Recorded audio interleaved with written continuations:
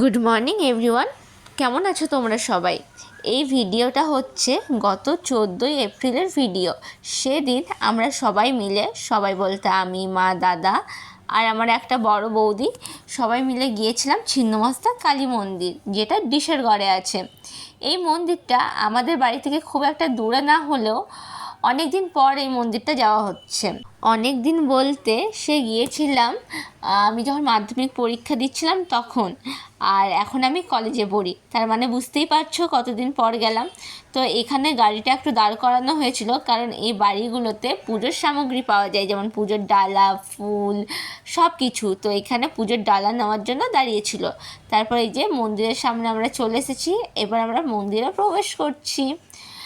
তো আমরা অনেকটা সকালে এসেছিলাম, কারণ দাদার সেদিন মায়াপুর যাওয়ার ছিল, আর যেহেতু দাদা এবার মানে ওরা ট্রেনে গিয়েছিল, তাই ওদের ট্রেনের যাতে কোনো প্রবলেম না হয় সেই জন্য আমরা সকালই বেরিয়ে পড়েছিলাম। এখানে দাদা কীরকমভাবে হেঁটে আসছে দেখো, যেমন কত মোটা মানুষ। তো বাদ দাও ওকে, এখানে পুরোহিত মশাই দরজার লকটা খুলে দিচ্ছে, কারণ রাত্রেবেলায় তো সব কিছু লক করেই যাওয়া হয়। তো এখানে লকটা খোলা হয়ে গেলে আমরা সবাই পুজো দিয়েছিলাম। আর আমরা গিয়েছিলাম মঙ্গলবারে, আর আমরা বাইরে যতজন দাঁড়িয়ে আছি তারাই মানে মঙ্গলবারে প্রথম ব্যাচের পুজো করেছিলাম। তো প্রথমের পুজোটা খুব সুন্দরভাবে অনেক টাইম ধরে হয়, তাই আমাদের সেদিন মনের মতো করে পুজো দেওয়া হয়েছিল। তো এখানে পুজো দেওয়ার পর আমরা আরও এখানে অনেক মন্দির আছে, যেমন বড় ঠাকুরের মন্দির, শিব মন্দির, তো ওই মন্দিরগুলোতেও গিয়েছিলাম।